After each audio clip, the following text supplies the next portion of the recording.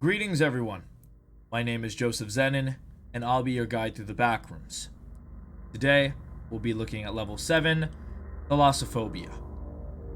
Survival difficulty, Class 4, Unsafe, Unsecure, Medium entity count. Level 7 is the 8th level of the Backrooms. It poses a significant obstacle to exploration of Level 8 and further. Description: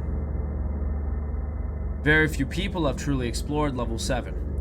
What is currently known is that the level seems to be composed of two areas: the entrance room and the main area, a vast expanse of water comparable in scale and volume to an ocean. Aside from the light from the ceiling light in the entrance room, Level 7 does not have any fixed sources of light. Despite this, there seems to be a general dim lighting to the entire level. The screams of Level 6 are not present, as well as the buzzing of previous levels. The water that makes up the majority of Level 7 is distilled, rather than being salt water or regular fresh water. This water is reported to be extremely cold, with several sources comparing its temperature to that of liquid nitrogen, and long periods of exposure are strongly discouraged. The entrance room appears to be the only point of entry to Level 7, being directly at the bottom of the stairs from Level 6. This entrance room is one of the few rooms within the first 9 levels that is fully furnished, with a bookcase against one wall containing several books of unknown origin, a small coffee table, a single chair, and a fluorescent ceiling lamp. The carpeted floor is covered with a shallow pool of water, roughly 5 centimeters deep. The only entrance into the main area is a single door across the room from the staircase. An important detail to note is that this room and the main area of Level 7 have completely different centers of gravity. The aforementioned door opens to show the surface of the main area from a top-down perspective from the ceiling. The room is seemingly rotated horizontally. The gravity still works to keep one's feet on the floor in the first room. Upon entry, the gravity of the main area immediately takes effect and pulls anything or anyone in range of the doorway towards the surface of the water. This gravity is significantly stronger than normal Earth gravity, making staying afloat in the water difficult. The main area of Level 7 is composed of a gigantic ocean that appears to stretch out endlessly in all directions. The door to the entrance room is located on a fixed spot on the concrete ceiling, which is roughly 4.5 meters above the surface of the water. Several islands composed of an unknown form of rock have been discovered on the surface of the water around 2 kilometers north of the doorway, most of which are due to their remote nature. The Level 7 ocean is mostly unexplored, but appears to be primarily empty for the first 1.2 kilometers, an area which will henceforth be referred to as the Daylight Zone. As the name suggests, the Daylight Zone is the most well-illuminated part of the Level 7 ocean, being slightly less dim than the surface. Light levels gradually decrease throughout the lower half of the Daylight Zone and are significantly lower, around 1.2 to 2 kilometers below the surface of the water, henceforth referred to as the Twilight Zone. The Twilight Zone of the Level 7 ocean contains loose bones and scraps of rusted metal, as well as the first sightings of full skeletons. These skeletons are often humanoid, with some slight differences, such as much larger jaws containing long, sharp teeth, and no eye sockets to speak of. Several skeletons of large, unearthly fish have also been spotted, some as large as 20 or so meters in length. The water pressure is said to be quite strong by this point, yet it appears that at no point in the Level 7 ocean is the pressure great enough to crush the human skeleton.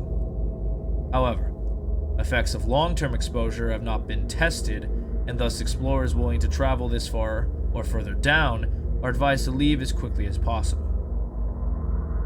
The area from 2 to 6.8 kilometers below the surface, henceforth referred to as the Midnight Zone, is completely dark. Many more full skeletons have been found within this portion of the ocean, almost completely comprised of the humanoid skeletons mentioned above. There have been reports of incredibly large fish-like skeletons in the Midnight Zone, but the skeletal structures of these creatures have been described by witnesses as incomprehensible. Any depth below 7 kilometers from the surface, henceforth referred to as the Abyss, is considered to be too dangerous to explore, with the longest recorded exploration to the Abyss lasting approximately 1 minute and 45 seconds. The Abyss is said to be populated with mountainous piles of tar and rock, with a steady bubbling emanating from an unknown source below. This area is reported to be densely populated with the aforementioned humanoid skeletons, most of which have been eroded in some regard by the immense pressure.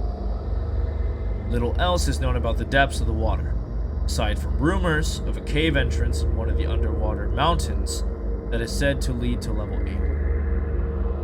In terms of entities, level 7 is reported to contain only one. Alone in the freezing waters, the thing on level 7 appears to have killed off any other life in the ocean. This creature is single-handedly the most dangerous aspect of traversing level 7, as its incredible swim speed, detection skills, and physical strength make it capable of locating, traveling to, and eviscerating its victims in a matter of minutes or even seconds, depending on its distance from the target. Explorers are strongly advised to avoid exploration entirely, but any willing to attempt such an endeavor are recommended to bring some form of distraction, such as meat, to buy themselves enough time to explore. The current depth of level 7 is unknown by exact terms, but members of the BAS have determined it to be impossibly deep architecturally wise. Fragments of synthetic fiber in the Midnight Zone and Abyss suggest that the ocean floor is carpeted. Fort Surrender, an outpost on the closest recorded island, comprised of a haphazardly constructed shelter composed of broken furniture held together by tar. The inhabitants are rumored to have devoted themselves to worshipping the thing on level 7. Number of inhabitants unknown, but said to be somewhere between 4 and 9 people. Population of the outpost is rumored to be hostile. Entrances. The only known entrance to level 7 is through a staircase down from level 6, which leads directly into the entrance room. There are, however, rumors of a possible entrance through a puddle on the floor of level 6. Exits. The only known exit is through an underwater exit shaped like the entrance to a cave located somewhere in the side of a mountain roughly 7 kilometers below the surface of the ocean, which was discovered by botanists and avoided. This entrance will lead to level 8. It is important to note that there is no clear way to return to level 7 from level 8 or any further level. That does it for today. Thank you so much for listening, and safe travels, Wanderers. Goodbye.